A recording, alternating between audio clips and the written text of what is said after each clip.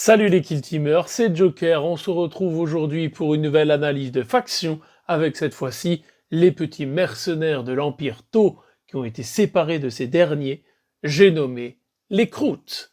Alors les Krauts, c'est une Kill Team de cadres mercenaires tels qu'ils l'appellent, ils auront accès aux archétypes recherche et destruction, infiltration et reconnaissance.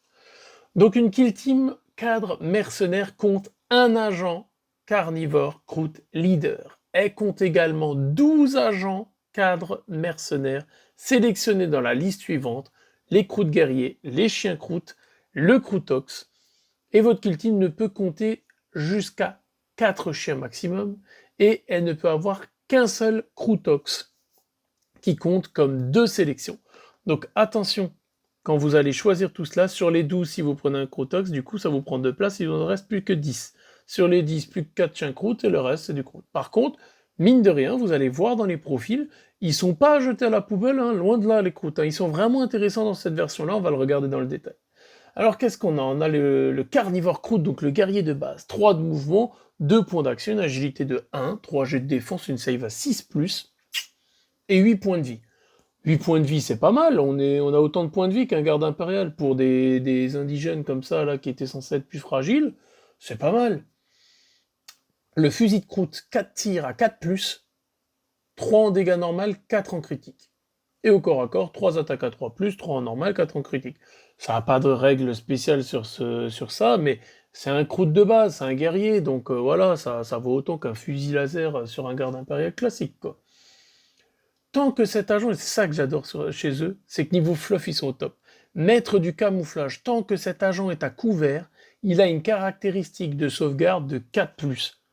C'est génial ce truc-là. Ok, ils ont 6+ en save, mais les mecs sont à couvert derrière. On imagine bien ces petits autochtones là se balader à droite à gauche sur la map pour aller choper leur couvert et leur sauvegarde à 4+. C'est pas une invue, mais c'est une sauvegarde à 4+. C'est pas dégueu, on prend clairement. Qu'est-ce qu'on va avoir? Le leader, un point de vie en plus, les mêmes caractéristiques. On aurait pu un peu peut-être demander, je sais pas, un pistolet ou une arme un peu plus forte pour le leader, mais non, mais c'est pas grave, on va voir la suite, c'est pas mal non plus. On a les chiens croûtes. Et alors attention, ces chiens croûtes sont plus rapides que les arlequins, s'il vous plaît, hein. 4 de move, ok? Ça veut dire ça bouge de 8, ça charge à 10. Ne vous rapprochez pas trop de ces bestioles. 8 points de vie, save à 6+, c'est comme le Krout classique, sauf que ça va avoir des crocs déchiqueteurs, 4 attaques à 3+, 3 dégâts en normal, 4 en critique, et la règle perforant, donc dès que vous chopez un critique, vous transformez une de vos touches normales en critique. Ça passe bien. La bête de chasse ne peut pas accomplir d'action de mission et ne peut pas être dotée d'équipement. Voilà, on s'en doutait bien, pour le chien, c'est pas un souci, on va le prendre tel qu'il est, parce qu'il a aussi la règle maître du camouflage, donc je trouve ça génial. Vraiment, je suis très enthousiaste sur cette team-là. Et Seb va vous sortir une petite team de Krout. Vous allez voir, je suis sûr qu'il va faire quelque chose avec ça. Le Kroutox, alors pour moi, c'est mon préféré celui-là. Attends, t'as un King Kong sur lequel t'as un genre de Gretchen Krout dessus, là. 16 points de vie, le bordel. Sauvegarde à 4+, ça bouge de 3, c'est pas mal. Canon Krout, 4 tirs à 4+, 5 en normal, 6 en critique. Règle perforant. Moi, j'aime bien. Franchement, je le dis souvent, mais fluffiquement parlant, ça passe quand on l'imagine bien, le bordel arriver. Les points de Kroutox, c'est 5 attaques à 3+, 4 dégâts en normaux, 6 en critique, la règle brutale, donc il n'y a qu'avec des critiques qui vont pouvoir vous parader les adversaires. Et franchement, ça a de la gueule. Par contre, le Kroutox, lui, n'a pas la règle de camouflage. Bon, on se dit c'est quand même un sale bestiau, donc ouais, ça me semble logique. Le Kroutox, tu le vois mal se dissimuler derrière une fougère, tu vois. Ensuite, subterfuge stratégique. Subterfuge stratégique, appel de la chasse pour un point de com. Jusqu'à la fin du tournant, chaque fois qu'un agent cadre mercenaire, donc tous les croûtes, ami accomplit une action combattre, à l'étape jeter les dés d'attaque, vous pouvez relancer un de vos dés d'attaque. Ça fiabilise, tout le monde est content, on prend. Rôdeur patient. Jusqu'à la fin du tournant, les agents cadres mercenaires, amis, peuvent accomplir une action chargée alors qu'ils ont un ordre dissimulation. Ça, En certains scénarios, vous allez pouvoir l'utiliser bien comme il faut. Vous faites avancer tranquillement vos croûtes en dissimulation à couvert pour pas qu'on puisse vous choper.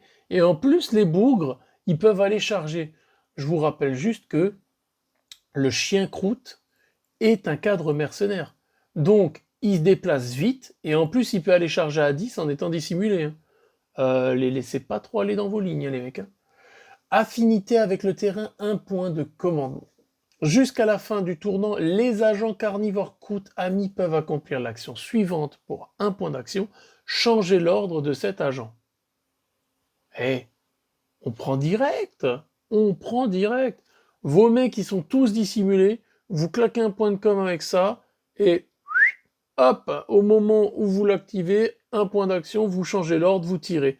Ça peut être pratique dans certaines situations, vous arrivez à faire, je sais pas, une bulle autour d'une cible que vous voulez asmater au niveau du tir, vous vous y mettez à plusieurs, boum, vous changez les ordres, c'est bien.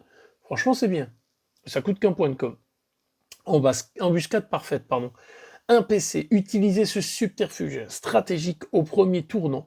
Jusqu'à la fin du tournant, chaque fois qu'un agent cadre mercenaire ami est activé, vous pouvez changer son ordre. À la place du Shifumi, on claque ça, on change l'ordre comme on veut.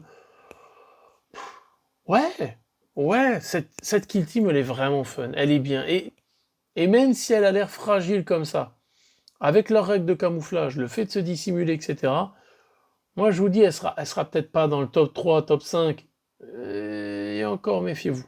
Méfiez-vous des croûtes. Qu'est-ce qu'on va avoir en subterfuge tactique? Il y en aura 2 festins sanglants pour 1 point de com. Utilisez ce subterfuge tactique quand un agent cadre mercenaire ami neutralise un ennemi au combat. Ajoutez 1 à la LPA de l'agent, donc une action en plus, lequel récupère jusqu'à D6 PV points de vie. Eh, ça va? Ketchup, salade, tomate, oignon, il veut pas un doner kebab le mec avec ça ou quoi?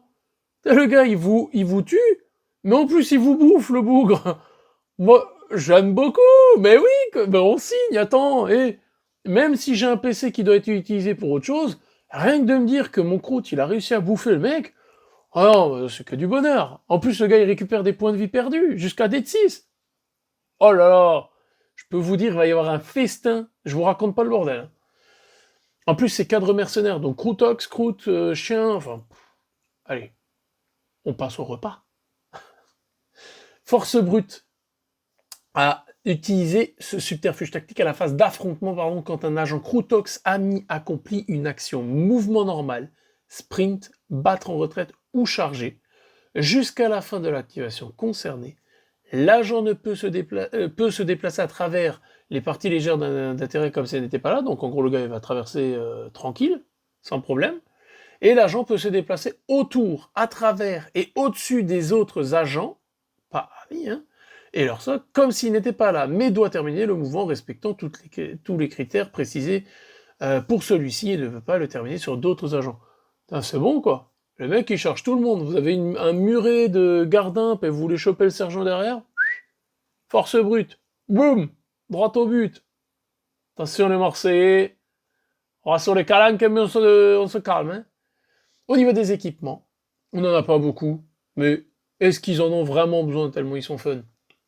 Le fusil de chasse Croûte, 3 points d'équipement, 4 attaques à 4+, 3 dégâts en normaux, 3 en critique. Ça a la règle lourd, silencieux et blessure mortelle 1.